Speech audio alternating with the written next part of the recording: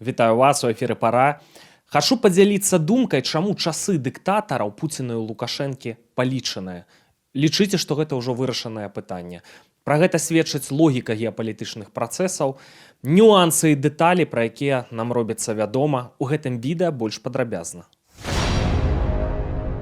На першы погляд, дыктатарскім рэжымам нічога не пагражае.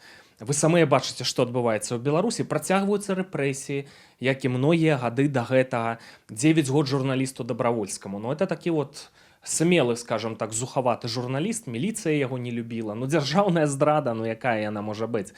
Каб ён у КДБ працаваў, там, у войску і нейкія зліваў там сакрэты, ну, проста журналісцкая дзейнасць. Олег Хаменка, лідар этнагурта «Палац», калісьці рабіў праграмы, калісьці даўным-даўно на радыё «Рацыя», і вось за гэта 3 гады пазбаўлення волі. Кніга выдаўцы незалежная Яўдаха, Богданович, Колас шыюць экстрэмісцкае фармаванне, будуць навешваць гады. Гэта публічныя справы, гэта рэжым паказвае расейцам, што мы выконваем, што вы просіце, зачышаем беларускі плацдарм ад беларусаў, тэндэнцыі працягваецца. Каб, скажем так, сваё існаванне зрабіць бяспечным, ім не важна, што там будзе з беларусамі, ну вось каб там нічога з імі не здарылася, калі сказаць проста. У Расіі тое ж самае. Войска 1 200 000 штыкоў з баявым досведам, ядравая зброя. Тут яшчэ і пэўныя санкцыі нафтавыя збіраюцца адмяняць, часова-нечасова для рэгулявання сусветных цэнаў на нафту. Што можа здарыцца з Расіяй? Але ў тым і асаблівасць дыктатарскіх рэжымаў, што ўсё можа здарыцца знянацку па шаўчку пальца, як у Румыніі напрыканцы 80-х, калі ўпаў рэжым Чаўшэску, для многіх нечакана. Як у Савецкім Саюзе, хто жыў у тую пару, помняць, наколькі імкліва разгортваліся падзеі, і ўсё дэ-юрэ Савецкага Саюза няма. Тут будзе падобны сцэнар, цяпер ужо відавочна. Я абапіраюся на аналітыку Бруса Буэна де Мескіта па Расіі, як адбудуцца змены ў Расіі. Прытым аналітыку гэтую ён даваў у 2024 годзе, калі ў украінцаў справы шлі вельмі кепска. Да гэтага праваліўся контрнаступ 23 года. Яшчэ не было курскай аперацыі, не было ніякага пазітыву. Здавалася, што наадварот, Расія перахапіла ініцыятыву. Што сказаў тады Брус Буэн де Мескіта? Самы небяспечны момант для Пуціна, калі ягоная ўлада можа дэстабілізавацца, гэта сярэдзіна 2026 года. Матэматычна пралічана. Паглядзіце на інфаграфіку, якую зрабіў штучны інтэлект, наколькі пагоршыліся справы Пуціна ў сярэдзіне 26 года, наколькі гэта крызісны момант у параўнанні з 22 годам. Ён гэта не перажыве. На чым базуецца вось гэты прагноз Бруса Буэна де Мескіта? Сам ён матэматык. Датычна Расіі ён разглядае 3 фактары. Гэта кіраўнік дзяржавы, персаніфікаваны вобраз элітаў, так? Самыя эліты, гэта самы галоўны фактар.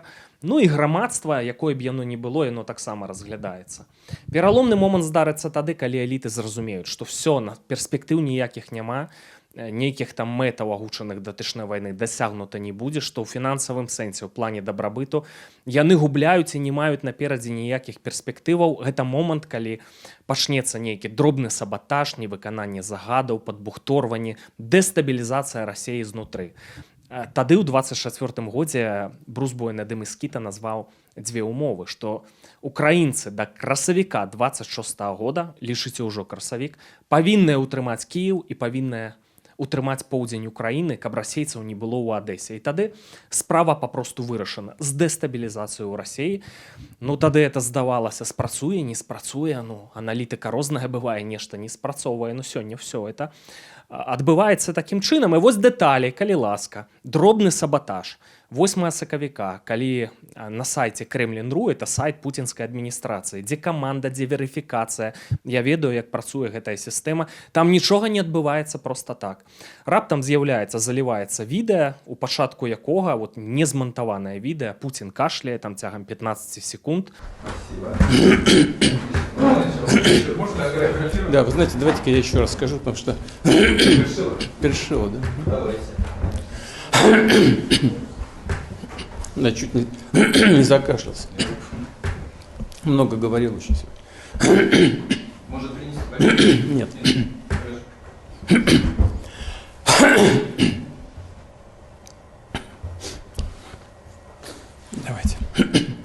Гэта Гэта дробны сабатаж. Для чаго? На каго это арыентавана? Не на звычайных сярэднестатыстычных людзей, а якраз такі на эліты, якія лепш паінфармаваныя датычна стану здароўя Пуціна, датычна двайнікоў, трайнікоў, там розных нюансаў, датычна ягоных анкалагічных дыягназаў, праблемаў са шчытападобнай залозай, і вот гэты кашаль — это пэўны сімптом. Яны ведаюць датычна чаго. Намёк на тое, што дзед, все, вот, праблемы са здароўем, мяняць трэба дзеда. А насамрэч это прадыктавана тым, што эліты шырока ўжо не бачаць перспектываў для сябе і разумеюць, што трэба Пуціна пазбавіцца, іначай яны могуць страціць папросту все. Далей ёсць шмат такой інфармацыі, якая падобная на канспіралагічную, мы не можам ведаць да канца, адключаюць ютубы, нават змагаюцца з тэлеграмамі, фейсбукамі і гэтак далей. Інфармацыя не даходзіць. Але тое, што даходзіць ва ўрадавым квартале Масквы, дзе Крэмль, дзе там Масква-Сіці і гэтак далей, перыядычна выключаецца сотавая сувязь. Ёсць канспіралагічная тэорыя, што Пуцін падбіраецца да генералаў непасрэдна завязаных з Шайгу. Вось там жа ж распачалі крымінальную справу на генерала Цалікава, там адзін з галоўных карупцыянераў.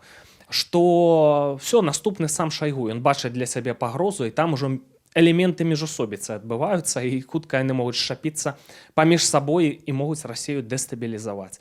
Мы бачым усе гэтыя сігналы, мы бачым, што спраўджваецца прагноз Бруса Боэна дэ Мэскіта.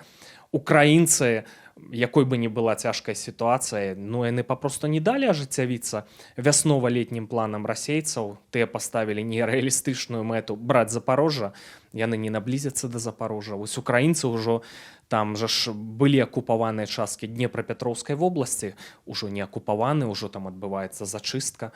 Справы ва ўкраіны ідуць усё лепш і лепш, так? Змаглі яны збудаваць лініі абароны вельмі эфектыўныя, праз якія цяжка прабіцца, якую б тактыку ты не ўжываў. Справы ідуць кепска, і мы бачым сігналы ўжо дробнага сабатажа. А што ў гэты момант Лукашенка? А Лукашенка тонка адчувае ўсе гэтыя змены і тэндэнцыі. Я думаю, што ён таксама пэўным чынам паінфармаваны.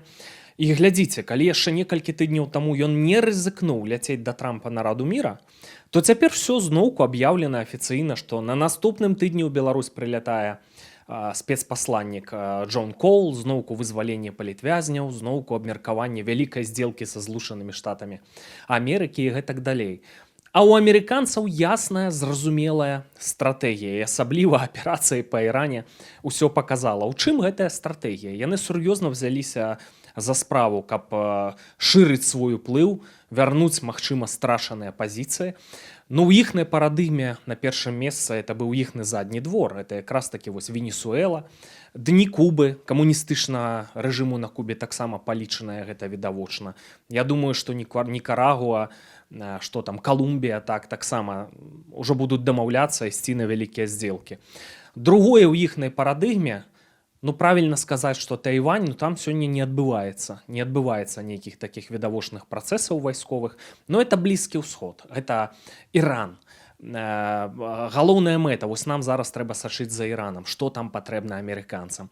Па-першае, каб у іх не было у Ірана ядравай зброі, каб яны не маглі ў непатрэбны момант дэстабілізаваць свет. Па-другое, каб можна было кантраляваць цэнаўтварэнне на нафту, будзем шчырымі, каб не перакрывалася Армузская пратока, і ўвогуле, каб кантраляваць Іран, каб, як і на іхным заднім двары, там кітайцы спрабавалі ўлезці, каб тут Кітай не мог уплываць. А это важны актар Іран, я пра Іран кажу, важны актар восі зла, это паслабленне ўсёй гэтай восі зла. І я думаю, што калі не будзе наземнай аперацыі, калі ўсё пралічана, нам трэба вельмі так сур'ёзна сачыць, калі яны возьмуць пад кантроль працэсы ў Іране, то наступны наш рэгіён, які і так ужо больш за год яны трымаюць у фокусе, па якім абавязкова будуць дзейнічаць. Хто думае, што там амерыканцы умыюць рукі, вельмі памыляюцца. Яны разумеюць, што той жа беларускі плацдарм, стратэгічна важная тэрыторыя, што ў непатрэбны момант тут могуць сканцэнтравацца ўзброеныя сілы Расіі. Кітайцы могуць паслаць войскі, як ужо былі памежныя вучэнні на гэты беларускі балкон. Ім не патрэбна, ім трэба ўплыў на Беларусь, таму што з беларускага балкона выхад на Балтыю, на Польшу, на Кіеў. Можна дэстабілізаваць усю Еўропу з беларускага балкона. устроіць ядравую правакацыю і гэтак далей. Амерыканцы цудоўна это разумеюць. От уявіце сабе сітуацыю, калі, напрыклад, Кітай праводзіць па Тайвані аперацыю, і тут нешта такое разгараецца, сілы захада расцягваюцца, так? І ў захада вялікія праблемы. Вот это вельмі добра разумеюць вайсковыя стратэгіі, важнасць беларускага плацдарма. І ў гэтай сітуацыі яны будуць дзейнічаць па Беларусі. Я больш вам скажу. Майк Пампеа, чалавек, які добра разумее датычна Беларусі, прылятаў у 2020 годзе, асабіста сустракаўся з Лукашэнкам, зноўку ў справе, мае дачыненне, напрыклад, да прадпрыемства Firepoint, які там вырабляе ракеты «Фламінга». То бок, ён у справе, ён уключаны ў працэсы. Кандаліза Райс, якая павесіла на Лукашэнку ярлык апошні дыктатар Европы яшчэ ў 2010-х. Ды Лукашенко думаў, што этой Кандалізы Райс ужо няма і ніколі яна з попелу не паўстане. Зноўку побач з Трампам, напэўна, займаецца нашым рэгіёнам. І вот іхная палітыка Злучаных Штатаў Амерыкі, яна, канешне, яна падштурхне, каб гэтыя працэсы паляцелі з маланкавай хуткасцю. І вось калі не становіцца Пуціна, Лукашенко злятае імгненна, ці да гэтага, ці ў хуткім часе пасля гэтага. Усімі бакамі абсалютна ён будзе ўспрымацца як чалавек затачэння Пуціна, што яны былі сіямскія блізняты. Шансы ўтрымацца, ў якія б шпагаты ён не сядаў як васьміног, як бы не спрабаваў балансаваць. Канец яму, і нездарма ёсць запасныя варыянты эвакуацыі Лукашэнкі з сям'ёй, так нездарма яны ўжо уладкавалі там свае капіталы за межамі Беларусі, а план яны распрацавалі. Ну, для нас ёсць, канешне, рызыка, што калі Расія апынецца заціснутая ў кут, то вось якраз такі Пуцін — это асоба, якая можа тут і развязаць ядравую правакацыю з тэрыторыі Беларусі, каб у выпадку чаго, калі будуць біць у адказ, ударылі па Беларусі, ну, не рызыкнуць біць па Маскве, удараць па Беларусі, да, пашлюць такі сігнал, ніхто не будзе пра нас клапаціцца. Альбо у папярэдніх відэа разглядаліся сцэнарыі, што могуць увесці расейцы кантынгенты, но это зойме ад 6 до 8 месяцаў. Масавая мабілізацыя ў Беларусі, новая вайна. Альбо Пазняк кажа, што магчыма гутараць, абмяркоўваюць варыянт анексіі Беларусі, яна і так акупаваная, ну от дэ юрэ паказаць перамогу. Але вельмі падобна, што працэсы пайшлі вось настолькі хутка, усе гэтыя рызыкі разумеюць амерыканцы, каб вялікага пажару не разгарэлася, і от мудра дзейнічаюць, каб Пуціна і ў кут не заціскаць, а павольна, як жабу варыць на нязначным агні, каб ён ось спёкся да сярэдзіны 26-го года. Таму я перакананы ў тым, што вот эта аналітыка Бруса Бойна ды Мэскіта яна спраўджваецца, што мы якраз такі ідзем да гэтых сцэнароў.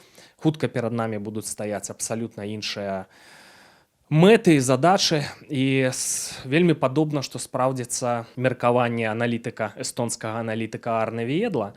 Сама Масква, вот калі Расія не распадзецца на розныя суб'екты, а і такое можа быць, сама Масква будзе зацікаўленая ў тым, каб там Беларусь была ў еўразвязе і каб захоўваць з Беларусю добрыя адносіны, таму што самыя разумееце, як іншыя краіны ставяцца да Расіі. Яны будуць гэтым даражыць. Ці трэба гэта нам? Ну, это вот я просто нагадваю вам меркаванне Арне Віедла, які неаднойчы на канале Пара казаў, не разлічвае, што вот все перамены ў Беларусі, там дэмакраты адразу і гэтак далей. Пры ўладзе на вот гэты пераходны перыяд застануцца людзі вот з лукашэнкаўскага атачэння, там, ведаеце, хапае тых, што ўжо рыхтуюцца. Генерал Невероўскі у Радзе бяспекі, чалавек, які ведае гісторыю, ведае, што мы не адно отечество ад Бреста да Владзівастока, і кажа, што сваю гісторыю спецслужбы Беларусі адлічваюць з часоў ВКЛ, з часоў Льва Сапегі і Валовіча. Это вельмі цікава. Галоўчанка, які цікавіцца гісторыяй, Сергіенка і гэтак далей. Ну, калі ўжо змены, то гэтыя змены будуць, ну, канешне, элементы прававой дзяржавы, якія там могуць быць рэпрэсіі, так, дэмакратызацыя. Все это будзе, і да гэтага паступова рыхтуецца. Будзе і будзе без Пуціна і без Лукашэнкі. Наперадзе вельмі цікавыя часы. Думаю, што, ў прынцыпе, і вы бачыце сігналы, рознага кшталту дэталі, што вось менавіта ў гэтым кірунку ўсё ідзе. Я буду ўдзячны за каментары, якое вашае меркаванне, згоднае вы з маім бачаннем ці не згоднае, і да сустрэчы.